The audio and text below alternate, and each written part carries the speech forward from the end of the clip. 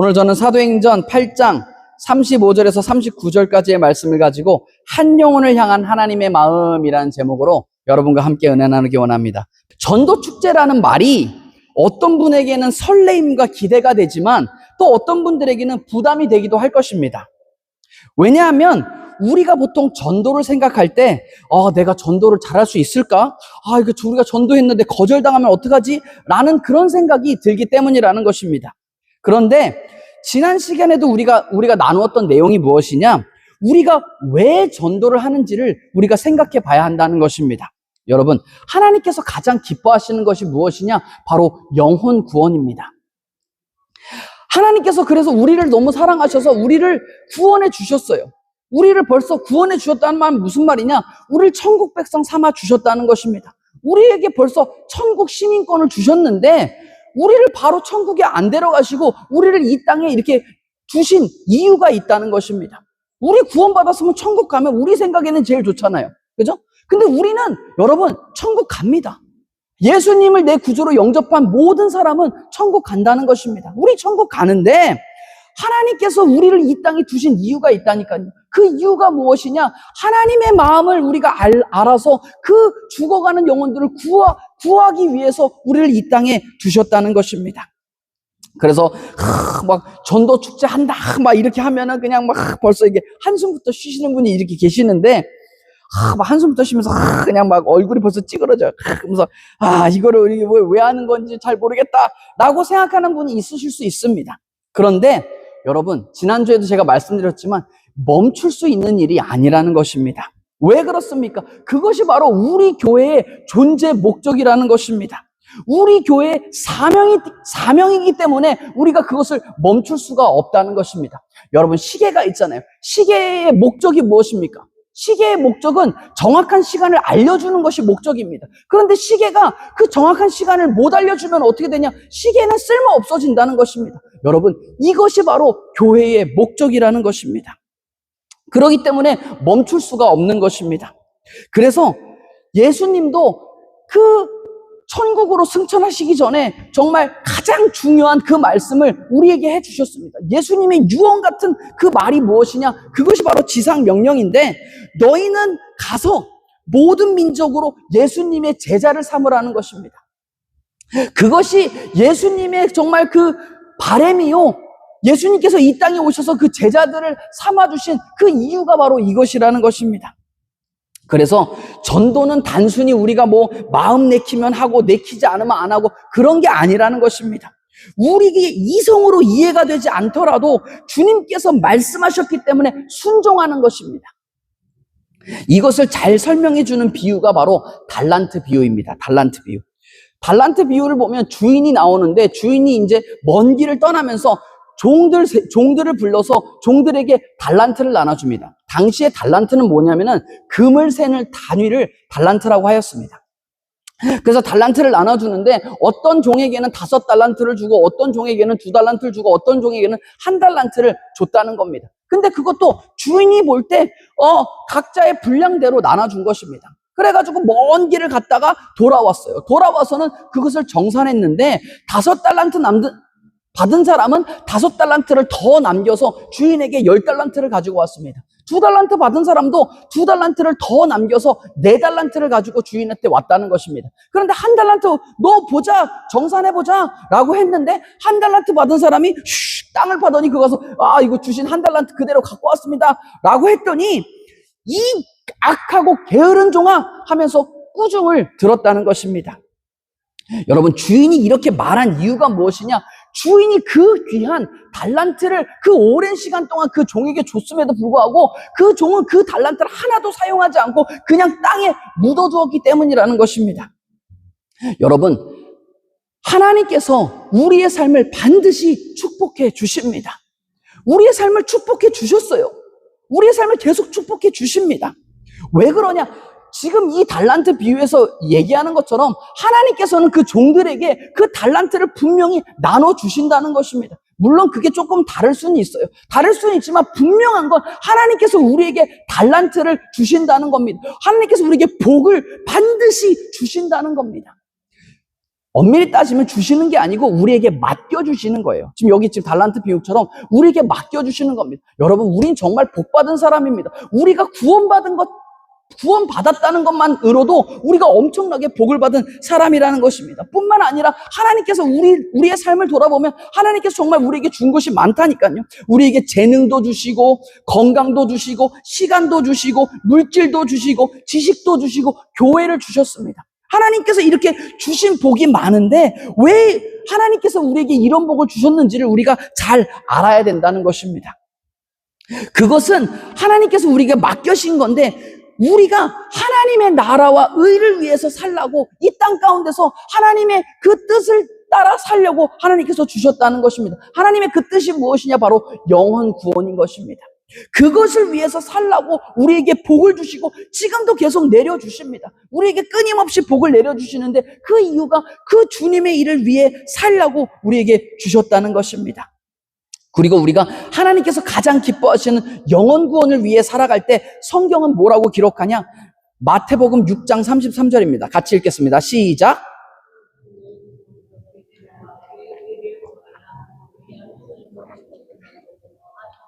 우리가 하나님의 나라와 의를 먼저 구하고 살아갈 때 하나님께서 우리가 간구하고 구하는 그 모든 것을 응답해 주시겠다라고 약속하셨다는 것입니다.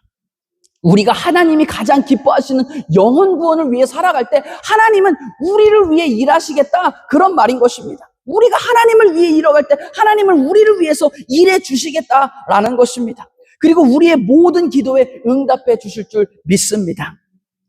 누가복음 15장 7절입니다. 같이 읽겠습니다. 시작. 내가 너희에게 이르노니 이와 같이 죄인 한 사람이 회개하면 하늘에서는 회개할 것이 없는 의인 99으로 말미암아 기뻐하는 것보다 더하리라. 성경에 보면 죄인 한 사람이 구원받는 것이 하늘에서는 가장 큰 기쁨이다라고 기록하고 있다는 것입니다. 그렇기 때문에 하나님의 관심은 늘 한 영혼에 있다는 것입니다. 한 영혼. 오늘 우리가 살펴볼 사도행전 8장은 바로 그 사실을 너무나도 분명하게 보여주고 있습니다. 이 말씀을 통해 한 영혼을 향한 하나님의 마음을 살펴보려고 합니다. 첫째, 하나님은 한 영혼을 위해 역사하신다는 것입니다. 따라해 보겠습니다. 하나님은 한 영혼을 위해 역사하십니다. 사도행전을 보면 성령의 역사하심이 어떻게 이루어지고 어떻게 이어져 가는지를 잘 보여주고 있습니다. 오늘 본문 사도행전 8장은 크게 두 부분으로 나눌 수 있습니다. 첫 번째는 사마리아에서 일어난 엄청난 대부흥입니다. 두 번째는 광야에서 한 사람을 만나는 이야기라는 것입니다.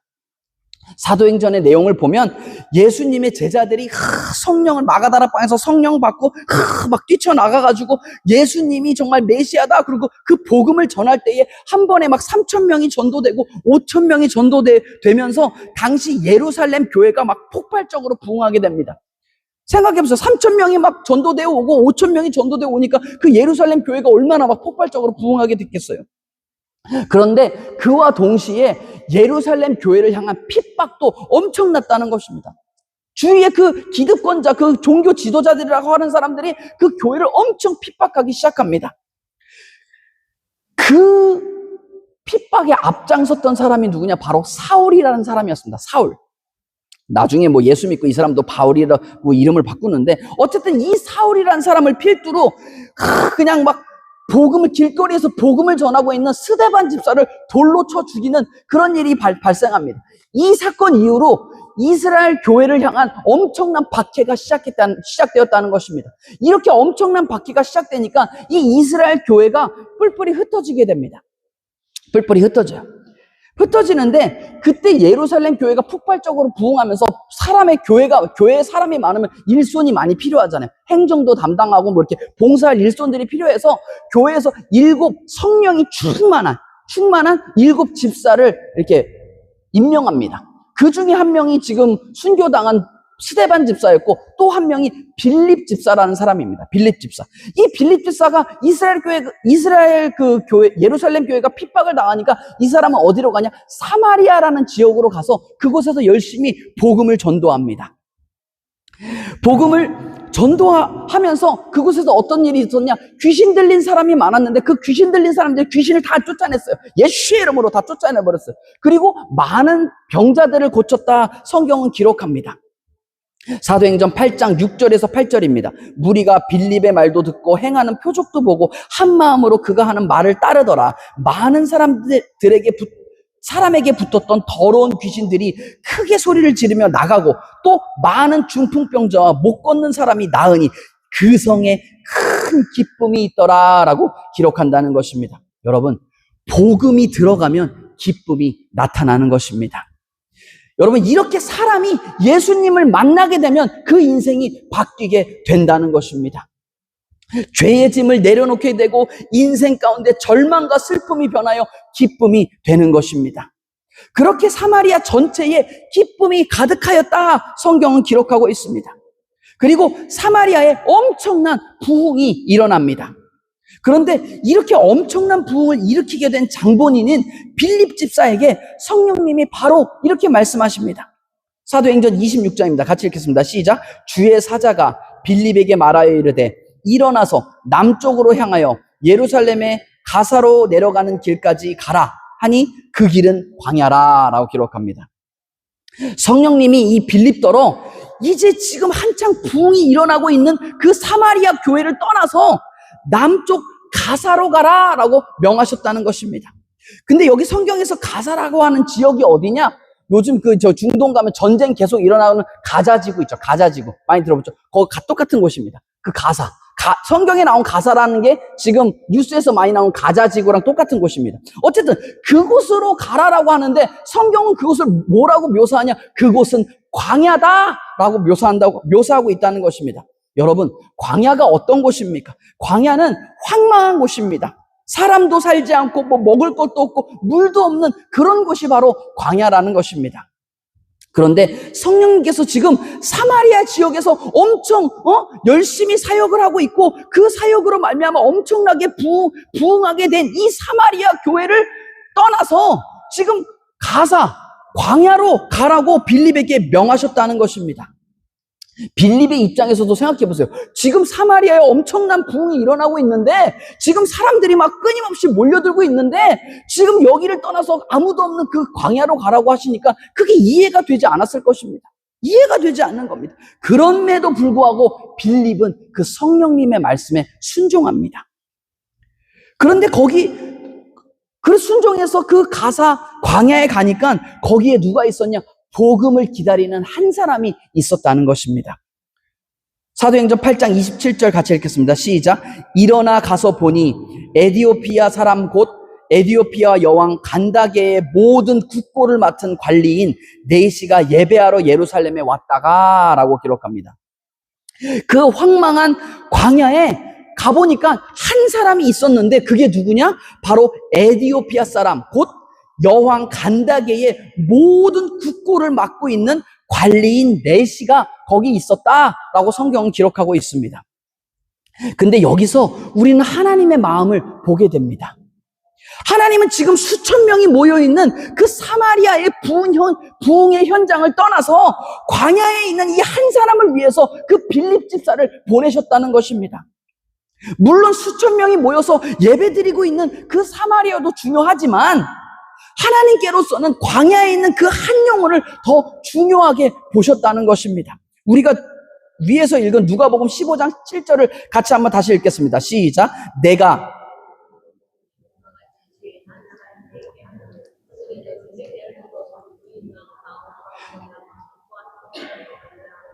이 말씀 이해하시겠죠? 사마리아에 큰 부흥이 있어서 몇천 명이 모여서 예배를 드리고 있었는데 물론 그 예배도 하나님이 기뻐 받으시고 그것도 중요하지만 하나님은 지금 이 광야에 있는 이디오피아 네시 그 한 영혼을 더 중요하게 여기셨다는 것입니다.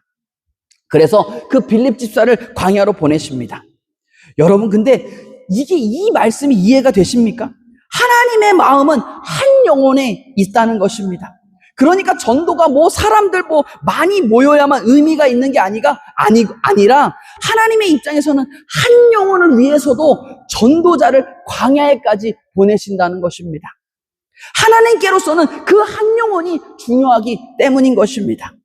우리가 기도하고 있는 그 한 영혼을 위해서 하나님은 저와 여러분을 보내시는 것입니다. 둘째로 살펴볼 것은 하나님은 전도자를 성령으로 인도하신다는 것입니다. 따라해 보겠습니다. 하나님은 전도자를 성령으로 인도하십니다. 사도행전은 성령 행전이라고 해도 과언이 아닐 정도로 성령님의 역사하심을 그대로 기록해 두고 있습니다. 오늘 본문 사도행전 8장에서도 성령님의 인도하심에 이끌려 잘 되고 있던 사마리아 교회를 다른 사람에게 맡기시고 이 빌립이라는 사람을 아무도 없는 광야로 성령님께서 인도하셨다는 것입니다. 그리고 그 인도하심에 따라 순종하고 있는 빌립 집사를 우리가 본문에서 발견하게 된다는 것입니다. 빌립은 그 말씀에 이해가 되지 않았지만 그것을 묻지도 따지지도 않고 그 말씀에 순종했다는 것입니다. 빌립은 계산하지도 않고 뭐 분석하는 것도 아니고 불평불만 아무것도 없이 그 말씀에 순종했다는 것입니다. 여러분, 우리의 삶 가운데 하나님의 역사가 언제 일어날까요? 바로 성령님의 인도하심을 순종할 때 기적이 일어나며 역사가 일어나는 것입니다. 그런데 빌립의 순종은 여기서 그치지 않았다는 것입니다. 성령의 말씀에 순종해서 가사 광야로 갔던 빌립은 그곳에서 한 사람을 만나게 되는데 그 사람이 바로 에디오피아 넷이었다라고 성경은 기록합니다. 그런데 이 사람 보통 사람이 아닙니다.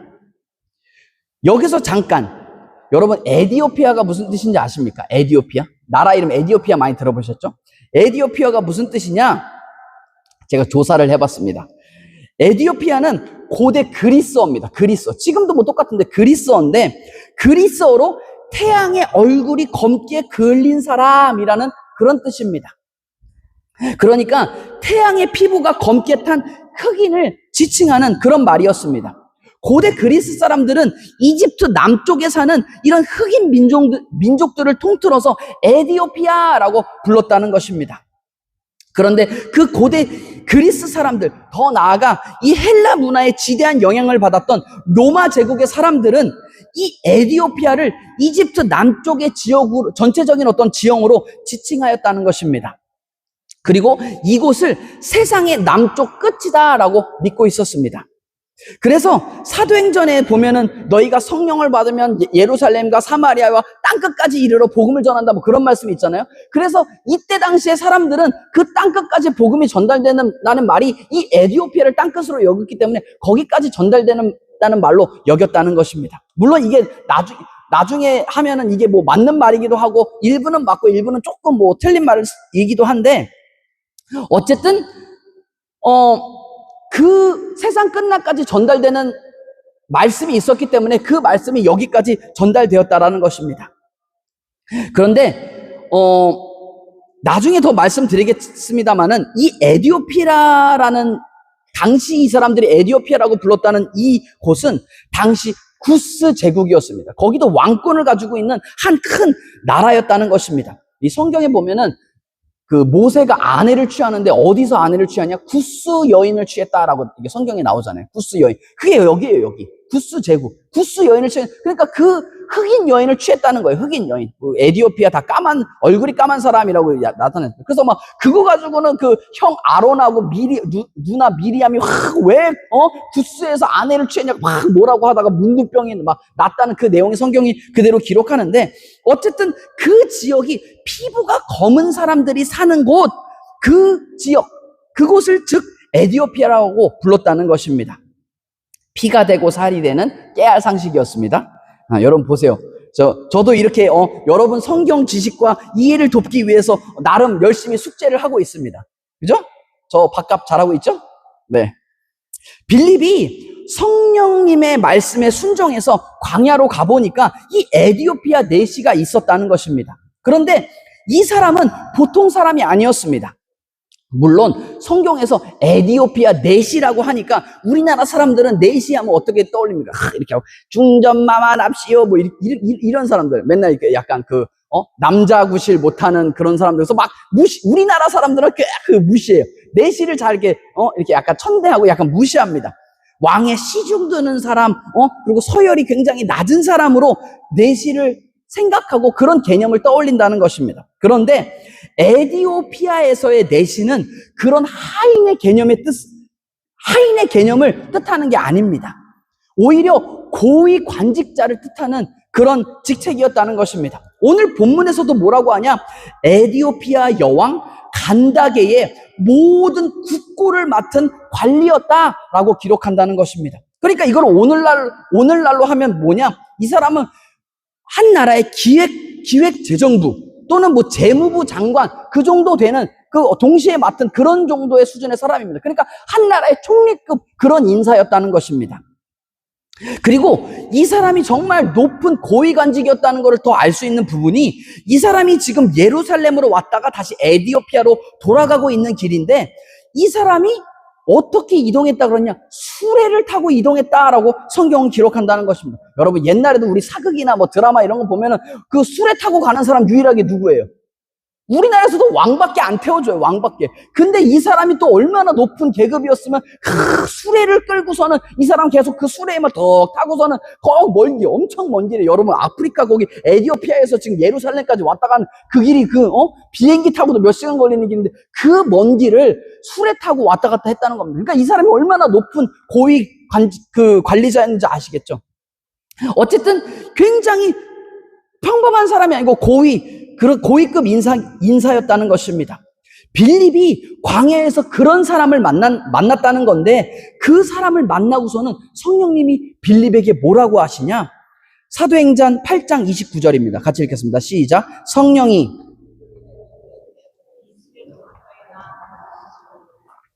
성령님께서 빌립한테 저 수레로 가까이 나아가라고 하셨다는 것입니다. 그런데 여러분 지금도 그렇지만 그때에도 고위급 인사가 타고 있는 수레로 가까이 접근한다는 거는 이게 쉬운 일이 아닙니다. 여러분 누가 뭐 대통령 경호하는 차가 있는데 거기다 막 끼어들었다고 생각해 보십시오. 그냥 제압당하고 그냥 경찰 끌려갔답니다. 네? 그런데 그때도 이 고위 관리자를 호위하고 정말 보호하는 보디가드 그런 사람들이 있었다는 것입니다. 괜히 빌립이 가까이 갔다가 그냥 활로 맞거나 제재당한 게 뻔했습니다. 정말 생명의 위협이 되는 그런 얘기였다는 겁니다. 그런데 이 빌립이 그 성령의 음성을 듣고서는 어떻게 하냐? 그대로 순종합니다. 사도행전 8장 30절입니다. 같이 읽겠습니다. 시작. 빌립이 달려가서 선지자 이사야의 글 읽는 것을 듣고 말하되 읽는 것을 깨닫느냐? 자, 그 성령의 음성을 들고 빌립이 어떻게 했대요? 달려갔대요. 그냥 조심조심 간 것도 아니고 빌립이 달려갔다라고 성경은 기록한다는 것입니다. 여러분, 그러니까 빌립이 얼마나 성령님의 인도하심에 망설임 없이 순종했는지 아시겠죠? 여러분, 우리가 전도할 때 그렇기 때문에 망설이면 안 되는 것입니다. 망설이는 순간 벌써 전도가 어려워지는 것입니다. 빌립이 여기까지 왔는데, 이 광야까지 왔는데 빌립이 망설였다면 빌립은 끝내 이 에디오피아 내시에게 복음을 전하지 못했을 거라는 것입니다. 그렇기 때문에 전도는 성령님의 인도하심에 즉각적으로 순종하는 것입니다. 성령님의 인도하심을 즉각적으로 순종하고 따르게 되면 어떤 일이 벌어지냐? 우리에게 담대함을 주시고 우리가 무슨 말을 할지도 성령님께서 우리 입술에 붙여주신다. 성경은 말씀하고 계시는 것입니다. 그렇기 때문에 복음을 전할 때 망설이지 마시기 바랍니다. 옆 사람과 인사하겠습니다. 망설이지 맙시다. 그런데 이 에디오피아 내시는 어떤 사람이었냐? 이 이스라엘의 하나님에 대해서 많이 들어본 사람이었습니다. 여러분, 구약시대에도 이스라엘 백성들이 아니지만 이스라엘의 하나님, 야훼 하나님을 경외했던 그런 몇몇 사람들이 등장합니다. 그 중에 대표적인 인물이 누구냐? 바로 기생 라합이었습니다. 기생 라합. 이 사람은 가나안 사람이었어요. 이방인이었어요. 가나안 사람이었는데 어느 날 이스라엘의 하나님, 야훼 하나님에 대한 그 이야기를 듣게 됩니다. 그 하나님이 이스라엘을 애굽에서 건져주시고 여기까지 인도하신 그 하나님에 대한 이야기를 듣게 되고 그 하나님을 믿고 싶다. 그 하나님을 만나고 싶다라는 그런 마음이 들었다는 것입니다. 그래서 어떡하냐? 이스라엘 그 스파이들이 가나안 땅에 쳐들어왔을 때 그 스파이들을 자기 집에 이렇게 숨겨줍니다. 그래서 그걸로 인해서 그 정탐을 맞춰가지고 나중에 그 가나안 땅을 점령할 수 있었다는 건데, 그로 인해서 이 기생 라합이 나중에 구원을 받습니다. 이 라합뿐만 아니고 그 라합의 온 가족이 구원을 받게 됩니다. 살았습니다. 뿐만 아니라 어떻게 되냐? 이 라합은 결국 나중에 어떻게 되냐면 다윗의 증조 할머니가 됩니다. 그 말은 무슨 말이냐? 예수님의 족보에 들어가게 되었다는 것입니다. 이처럼 어쨌든 성경에는 이 라합뿐만이 아니고 많은 이방인들이 하나님을 찾고 싶어하고 그런 사람들이 등장하게 된다는 것입니다. 오늘 본문에 이 에디오피아 내시도 바로 그런 사람이었습니다. 이스라엘의 하나님에 대해서 많이 들어와서 이스라엘의 하나님을 만나고 싶고 이스라엘 하나님을 찾고 싶은 그런 마음이 있는 사람이었습니다. 그래서 그 사람은 지금 예루살렘에까지 가보면 자기가 하나님을 찾을 수 있을까 하고 거기까지 가서 예배도 드려보고 했는데 못 찾았어요. 못 찾았는데 이 사람이 오는 길에 어떻게 하냐, 그 예루살렘에서 성경을 사옵니다. 성경. 이사여서 성경을 사가지고 돌아오는데 돌아오는 길에 그 마차에서 그 성경을 읽고 있었다는 것입니다. 여러분, 지금에야 성경이 뭐 그냥 많이 나오고 누구나 마음만 먹으면 성경 쉽게 살 수 있기 때문에 뭐 이렇게 우리가 쉽게 얻을 수 있지만 당시의 성경은 우리 이런 책이 아닙니다. 인쇄 기술도 발달하지 않고 그랬기 때문에 그때 당시에 이사여서 하나만 어떤 이렇게 다 스크롤이었어요. 스크롤 아시죠? 우리나라 있잖아요. 그 뭐 명을 받아라 하면서 이거 펴잖아요. 종이를 둘둘둘 말라지는 거. 다 이런 스크롤이었어. 스크롤. 이런 스크롤로 그 두꺼운 이사여서를 적으려면 이만큼 그 스크롤을 이만큼 갖고 있어야 되는 거예요. 그리고 그때는 인쇄 기술이 발달하지 않았기 때문에 다 사람이 이걸 일일이 손으로 썼어요. 그러니까 이게 얼마나 비싼 거예요. 예? 비싼 건데 이 사람 돈도 많은 사람이었어요. 고위 관리자로 그러기 때문에 돈도 많은 사람이어서 이걸 다 사가지고 갑니다. 사가지고 가면서 그거를 이렇게 전전전 읽고 있는 거예요. 근데 읽는다는 개념이 뭐냐? 구약에서의 모든 읽는다라고 했을 때 그 읽는다는 개념은 크게 소리내어서 읽는다라는 그런 뜻입니다. 에스겔에서도 느헤미야도 뭐 성경 읽고 에스라도 성경을 읽었다 그런데 그 읽었다의 의미는 크게 소리내어 읽는다라는 그런 뜻을 가지고 있다는 것입니다. 이때 당시에 원래 문맹도 워낙 많고 그렇기 때문에 읽었다는 것 자체가 크게 소리내어 읽었다는 것입니다. 왜 우리나라에도 뭐 옛날에는 문맹도 많고 그랬기 때문에 우리나라 다 읽는다는 개념이 어때요? 우리나라도 다 똑같았어요. 다 크게 읽었다는 겁니다. 그 서당 가면 다 어떻게 해서 하늘, 천, 따지, 거물, 현, 누르와 다 읽는다는 개념이 이렇게 크게 막 소리내서 읽는다는 거를 뜻했다는, 이때도 마찬가지입니다. 그래서 그 이사야서를 들고서는 그냥 크게 읽고 있었는데 그것을 빌립이 듣고는 탁 와서 뭐라 그러냐? 당신이 읽고 있는 지금 이 말을 당신이 깨닫느냐? 라고 말하니까 그 내시가 뭐라면, 아니, 알려주는 사람이 없는데 어떻게 이걸 깨달을 수 있겠느냐? 라고 대답했다는 것입니다. 여러분 보세요. 지금 이 피부가 까맸던 이디오피아 고위 관직도 하나님을 경외하는 마음이 있었고 하나님을 정말 만나고 싶어서 하나님을 찾으려고 노력했던 사람입니다. 그렇지만 아무리 노력을 해도 그 복음을 설명해 주는 사람이 없으니까 그 말씀을 깨닫지 못했다는 것입니다. 여러분, 오늘날에도 많은 사람들이 겉으로 보기에는 하나님과 전혀 상관없이 살아가는 것처럼 보이지만 사실 그 마음속 깊은 곳에는 하나님을 알고 싶어하는 갈급함이 있다는 것입니다. 삶의 의미를 찾고 싶어하고 인생의 답을 알고 싶어하고 진리를 깨닫고 싶어하는 그런 마음들을 다 가지고 있다는 것입니다. 그러나 문제는 무엇이냐? 대부분의 사람들이 복음을 정확하게 들을 기회가 없다는 것입니다. 그래서 복음을 설명해주고 복음을 들려줄 사람 또는 복음을 들을 수 있는 자리로 초청해줄 사람이 필요하다는 것입니다. 그래서 빌립이 수레에 올라타서 이사야서의 말씀을 이 내시에게 설명해 줍니다. 여기서 이 이사야에서 말씀하는 우리의 모든 죄를 짊어지고 죽임당하신 그 어린 양은 바로 예수 그리스도십니다. 그분이 우리를 위해 채찍에 맞으심으로 우리를 구원하여 주시고 우리의 모든 죄를 사하신 그분이 바로 예수님입니다. 라는 그 말씀을 전하게 됩니다. 그렇게 전하게 되니까 그 즉시로 이 에디오피아 내시가 예수를 믿고 영접하게 됩니다. 그리고 이들이 지나가다 물가에서 침례받고 싶다 하니까 빌립이 내려서 이 사람에게 침례를 베풀고 이 사람이 다시 에디오피아로 돌아가는 장면이 바로 오늘 본문의 장면이라는 것입니다. 그리고는 성경에 뭐라고 기록하냐? 오늘 본문 39절 같이 읽겠습니다. 시작. 둘이 물에서 올라올새 주의 영이 빌립을 이끌어간지라 내시는 기쁘게 길을 가므로 그를 다시 보지 못하니라. 빌립은 다시 성령에 의해서 다른 곳으로 이끌려 갔지만 내시는 기쁜 마음으로 다시 에디오피아로 돌아갔다는 것입니다. 이후로 이 내시가 빌립을 다시는 보지 못하였지만 교회사 전승에 따르면 이 에디오피아 내시가 고국으로 돌아가서 복음을 전한 그런 사람이 됐다고 합니다. 그리고 그 복음의 씨로 말미암아 아프리카 땅에 복음이 퍼져나가고 그 에디오피아 지역에 큰 교회가 세워졌다고 합니다. 여러분 보세요. 이 한 영혼, 예수 믿고 구원받으니까 어떻게 됩니까? 이 한 영혼을 통해서 정말 더 많은 영혼이 주님께 나오게 되었다는 것입니다. 여러분 이렇듯 한 영혼이 중요하다는 것입니다. 여러분 전도는 하나님이 하시는 것이다 라고 지난 시간에 말씀드렸습니다.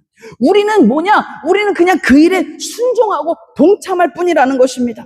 우리 안에 성령님께서 우리의 삶을 인도해 주십니다. 반드시 우리의 삶 가운데 하나님의 준비된 그 영혼을 만나게 해 주신다는 것입니다. 여러분 근데 생각해 보세요. 그 광야에서 방황하면서 하나님을 발견하고 싶었던 그 한 영혼이 바로 저와 여러분이었다는 것입니다. 그 방황하는 한 영혼, 저와 여러분을 위해서 하나님께서는 한 사람을 보내셔서 우리를 예수 믿게 하셨다는 것입니다.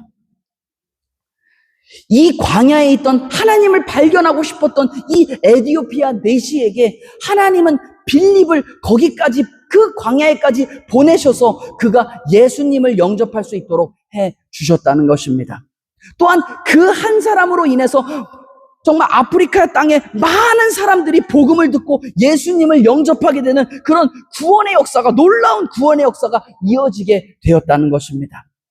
여러분, 오늘도 세상에 많은 사람들은 공허함 속에 하나님을 알고 싶어하고 그런 갈급함 속에 살아간다는 것입니다.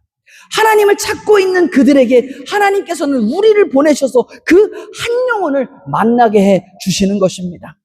그게 우리의 직장이 될 수도 있고, 그게 우리의 학교가 될 수도 있고, 이웃이 될 수도 있습니다. 우리가 그 성령의 인도하심에 즉각 반응하여 순종하여 복음을 전할 때 그 한 영혼이 주님께 나오는 역사가 일어나게 될 줄 믿습니다. 또한 그 한 영혼으로 말미암아 수많은 영혼들이 주님께 나오게 될 줄 믿습니다. 여러분, 전도는 특별한 사람이 하는 것이 아닙니다. 전도는 예수 믿는 사람이 살아가는 이유인 것입니다. 오늘 성령님께서 우리에게 말씀하십니다. 가서 복음을 전하고 예수의 제자를 삼으라 라고 말씀하신다는 것입니다. 그 말씀에 순종할 때 하나님은 놀라운 일을 이루실 것입니다. 또한 우리가 하나님의 나라와 뜻을 위해 살아갈 때 하나님은 우리를 위해 일하시고 우리의 필요를 채워주시며 우리의 기도에 응답해 주실 것입니다. 그 말씀에 순종하며 살아가시는 저와 여러분 되시기를 주님의 이름으로 축원드립니다.